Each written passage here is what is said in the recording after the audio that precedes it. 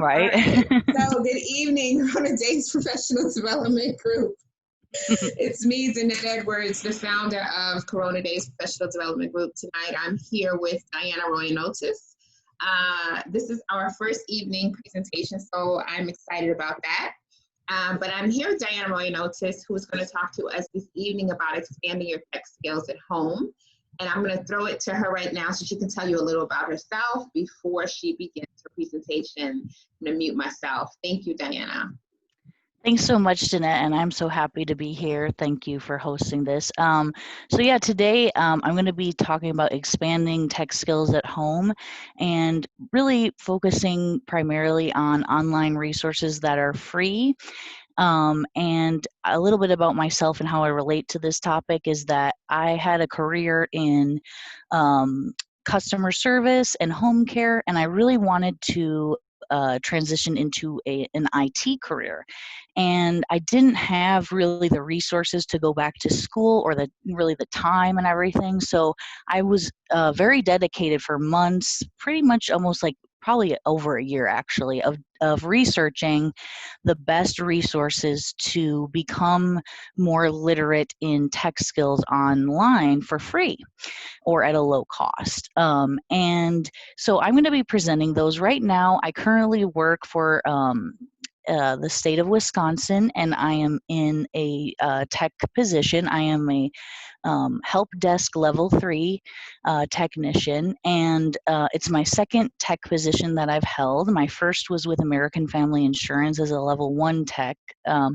So thankfully, due to just persevering through a lot of these online resources and kind of taking a really long time to find out the exact way that you showcase them and everything. So I'm going to be going over that today and presenting more information about how you can do this and sort of learn from the research that I've done and some of the things that I've done as well. Also, at the end of the presentation, I'll be talking about like sort of the next steps that I'm going on to expand this after, actually having a position, seeing what you can do from there if you are already in the tech field or if you're looking to expand those skills as well.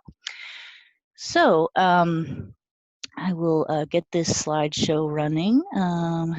Okay, so this is the first page. And so I was so happy to find this free template for a PowerPoint because I think it's really cool looking. So, yep, so this is Expanding Tech Skills at Home, an online presentation about acquiring tech skills online for free, brought to you by Diana and Corona Daze Professional Development. So moving on here.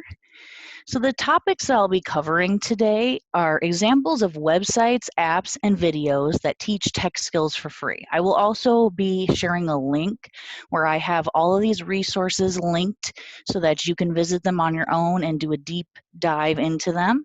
And then I'll be also talking about how to showcase and take advantage of these skills after you've acquired them. Like how can you show them off to potential employers or on your LinkedIn, etc.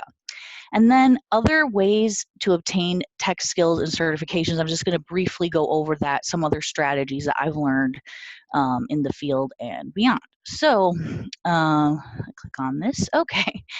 So again, hi, my name is Diana. I created this presentation because I use many of these free resources myself to transition from a career in customer service and home care into a career in IT. I do not hold any formal degrees or certifications in IT, but was able to leverage the skills I learned for free online to move into the tech field.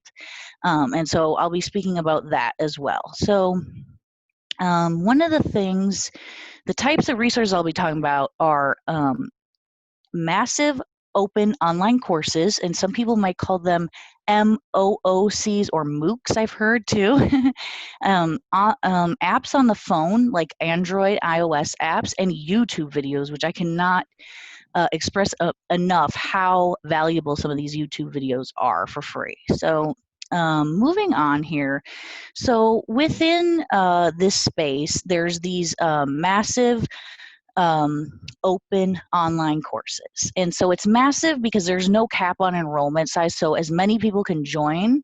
So if you're somebody who is kind of looking for more of a you get one-on-one stuff with a teacher, that probably would be more so something that you would want to invest in financially or look for a scholarship for a program. These are more focused for if you're doing stuff self-paced, online, you're doing it yourself and investing in it with your own time. So it is a massive class size, so you're not going to get like one-on-one support from a teacher necessarily. But there are a lot of forums and supports that you can use to really uphold that. So it might actually work out without that for you. So open because anyone can enroll without a formal admissions process. Really all you have to do on most of these websites is create an account, which a lot of them you can just go on your Facebook, your LinkedIn or something like that and create an account almost automatically. It's online because the material is disseminated online, and course because the goal within these is educating. So that's a little bit about what that is. So then moving on, some examples of this would include freecodecamp.org. And again, I will have all this stuff linked. There's more of them. I have a whole bunch of these linked in the resources that I will be giving out. So examples are freecodecamp.org, Harvard CS50, which I actually have experience with that one, MITx, and then Coursera and Udemy. So those are just some examples. There's so many more, but those are some prominent examples. So I'm going to, and also YouTube. So YouTube also has a lot of these, but I wanted to navigate away for a minute and just kind of show you just what one of these pages would look like. I'm not sure if it's still sharing my screen. Let me see. Yes, we still see your screen. Oh, good. Okay, thank you. Okay. So one of these that I'd like to highlight is actually one that's not on that list, which is Cybrary. So Cybrary has some really great resources because this is more geared towards cybersecurity training. That's why I wanted to highlight this is a little bit different. And so they have paid accounts that you can create, but you can get a lot from just this free account. And later on in this presentation, I will teach you even more about how to leverage these free courses as well. So you can just log in here. I mean, if you have you can sign in with Google or create a free account. And just to show you some of what they have, they have different courses on like introduction to IT and cybersecurity.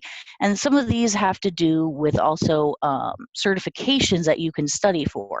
What I would encourage a lot of people to do is to look at some of these websites and some of these MOOCs and look at them as kind of like you can test the waters and really see, what you'll be learning, if that's even of interest to you. Because I can tell you, mapping out this IT career can be very what's the word? It can be a lot of work. It can be something that you need to really contemplate and think about to see what's the best fit for me and how I learn and what I want to do on a regular basis. And that's why I think this is a perfect way to segue into the next slide, which is, oops, sorry, I clicked on the wrong one, is about YouTube. So YouTube has a lot of free resources for tech tutorials about coding, about different types of tech specialities. And one of the things I love the most about the YouTube community is that there are a lot of people sharing their experiences with actually working in these fields and how maybe expectations don't always align with reality, right? And how you can interview, stuff like that, that's real world pragmatic material. So I really love that. And I highlighted a few of these channels here. One of them is freecodecamp.org, which if you notice, they were also on my list for MOOCs. So they have a YouTube channel as well where they do a lot of live lessons and recorded lessons that you can follow along with. Programming with Mosh is a wonderful channel. The Come Up, which I really like because is a Black woman and she's giving her experience kind of similar to mine in a way where she didn't come from the academic background. So she shares about that, how she persevered from not having that type of background to having a career in IT. And then Geek Girl Diaries is another cool one. She does a lot of mentorship with young girls for coding. And then CS Dojo, it goes into a lot of stuff about being on the job and lots of different tutorials. So these are great resources. In the links that I will share, I have a ton of YouTubers that you can click on and check out, because there are so many resources there. I think it's so cool because it's all free, and there's so much you can learn from that. So the next thing I wanted to talk about was apps for your phone. So there's a lot of different apps on here online, but they vary in quality. And I actually have a link that I'll be sharing later that has, or it's in the resources that I'm going to share, that has kind of more ratings on some of these apps and what they are like, so you can get a better idea. But one of the ones I really like is called Enki. It's ENKI, and that is available on Google Play Store and iOS. And then Solo Learn and Grasshopper. I believe, if I'm not mistaken, all of these are on both iOS and Android. My favorite is probably Grasshopper because it turns it into a game, which can be really fun if you have kids as well. You can kind of play along with them, so that's really neat. And I just love that you can kind of brush up on these skills and kind of get a feel for if you're even interested in this. If you haven't done any coding or more work with technology before, you can kind of get a playful aspect with these apps. So I wouldn't necessarily say that these are good for like learning an entire skill set, but they can really bolster your skills and also introduce you to new coding languages and whatnot that you might not have seen before, that you can get a feel for to see if you're even interested in that. So the next part of all this, and now that I've shared some of these resources, is making the most of these resources. Now, one of the things that I didn't really go into too much yet is that a lot of these websites, these MOOCs, they are free for the course material, but the certification often costs money. So I want to talk about that kind of in two ways. One is, even if you don't get a certification, I would if you complete the course or you get very far in the course, if you feel like you have a deeper understanding of technology as a result of taking that course, I would list that on your resume. I would still talk about that publicly on your LinkedIn, etc., because that shows that you've put time into it, a time investment, which matters a lot to employers, to see that you're taking that initiative, especially on your own, on your computer, in your free time. So even if you don't get the certification, which it can be a cost for that, you can still use that and talk about it straight from their website. And it says, before COVID-19 wreaked havoc on the planet, I was always interested in lifelong learning. I started with Allison, which is another MOOC website, and continued to find more sites with free online courses. However, I failed to find many sites with free certificates. I finally came across Digital Defined and read that they offer free certificates for up to 20 courses from any platform. I sent proof of the 20 courses that I completed and got 4 additional free certificates for doing online courses. Getting free certificates for online studies benefits those who cannot afford paid courses. This cites equality and motivates more people to do online courses and learn new things. So that's a great thing that, they're kind of promoting that. And then I read their FAQ, and one of the questions is, why are you doing this? It's like they said they want to promote learners. They just want to promote learning. So I thought that was really cool. And then, I wanted to share this because there's some more resources that are a little bit more like beyond beginner level. And some of them are like GitHub, and there's some challenges on some websites where you can do coding challenges. And I'm not at that level yet, but I want to pursue that.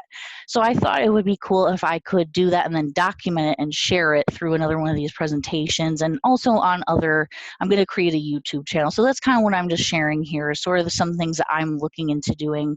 And I really feel passionate about documenting this journey to kind of show people what you can do with free resources online in tech, to just show how far you can go with that. So I'm very excited about documenting the rest of my journey. I'm also, right now, I am studying to get my first certification. And that's one of the things I wanted to kind of close out on is if you do ultimately get into the tech field and don't have a certification yet, one of the things that you can do is you can talk to your employer and advocate to get these certificates so that you can expand on your tech career. A lot of times once you're hired somewhere, you can speak with your supervisor or HR and they can set something up so that you can get either very heavily reduced payments on a certification or completely free through the company. So that's something I wanted to tell people to advocate, so you're not spending so much of your own money on it.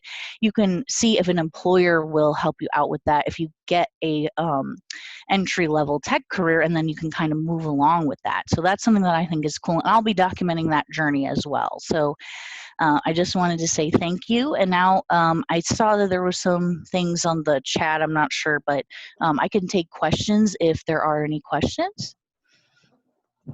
Diana? Hello. Hey, thank you.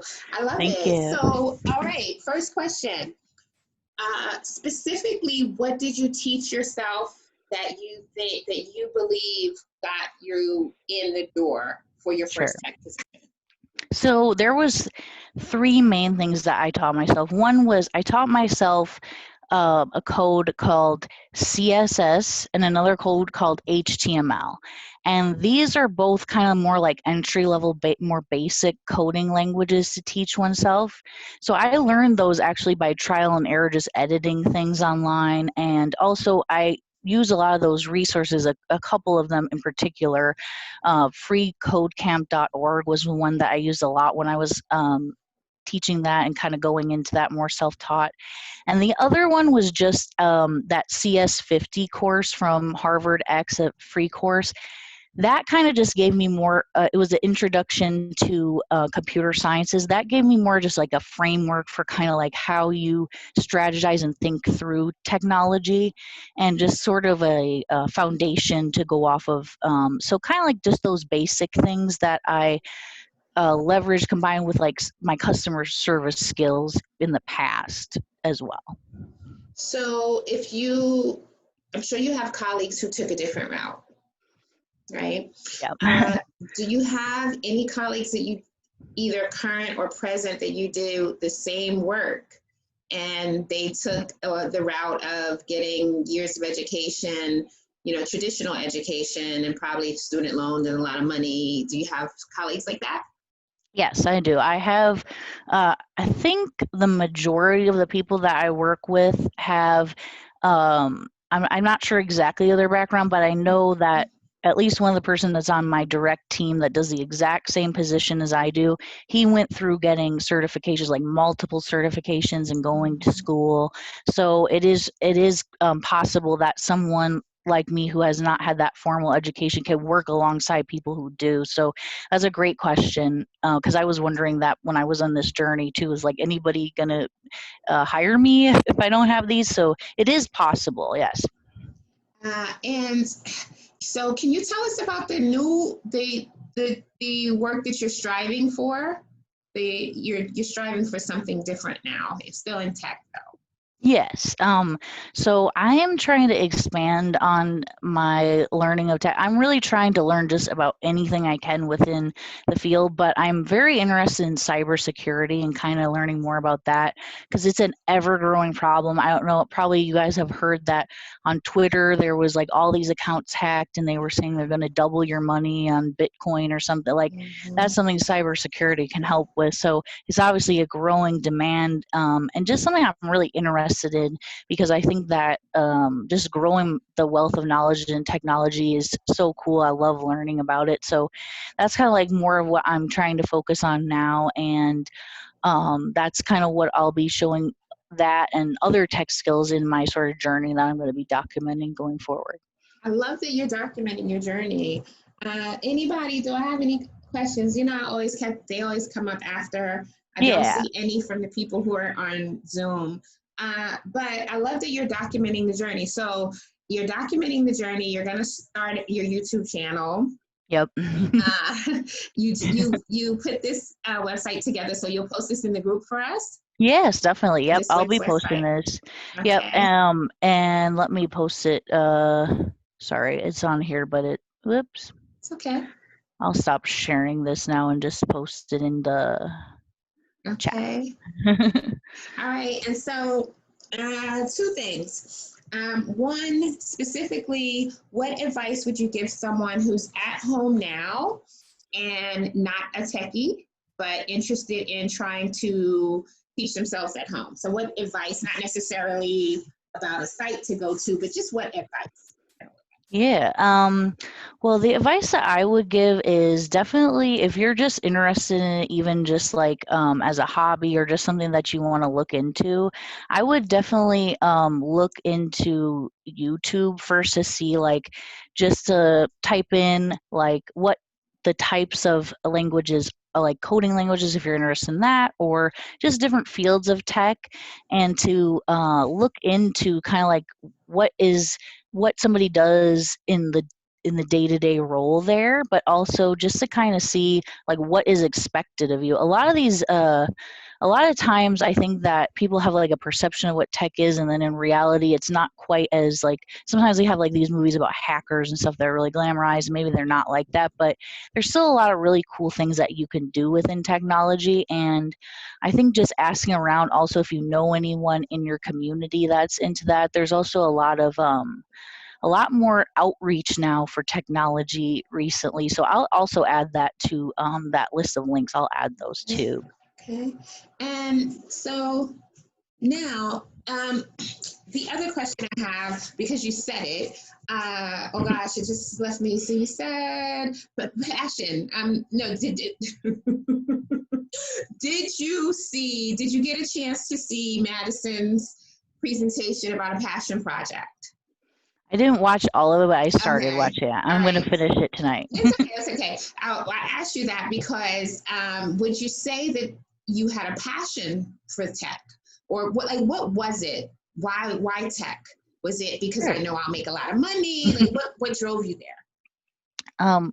Well, certainly like financial goals were part of it, but Mm-hmm. mainly I've always been interested in technology because like when I was younger, when I was really little, they thought that I would never hold a pencil. Okay. So they taught me when I was like 2.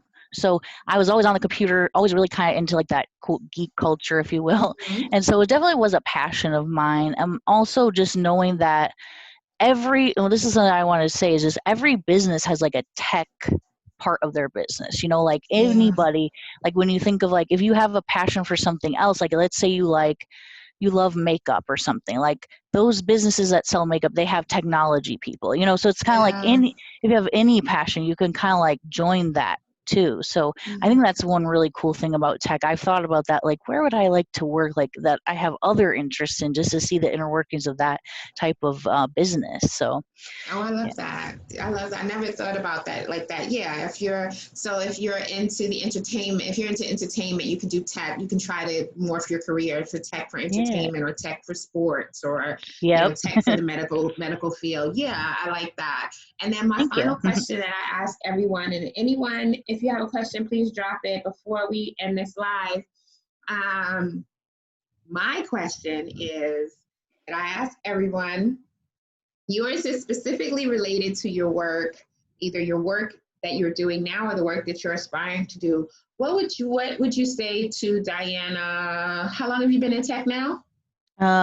It's almost a year and a half, so like a year and 6 months about. Okay, so what would you say to Diana, and how long were you self-teaching yourself?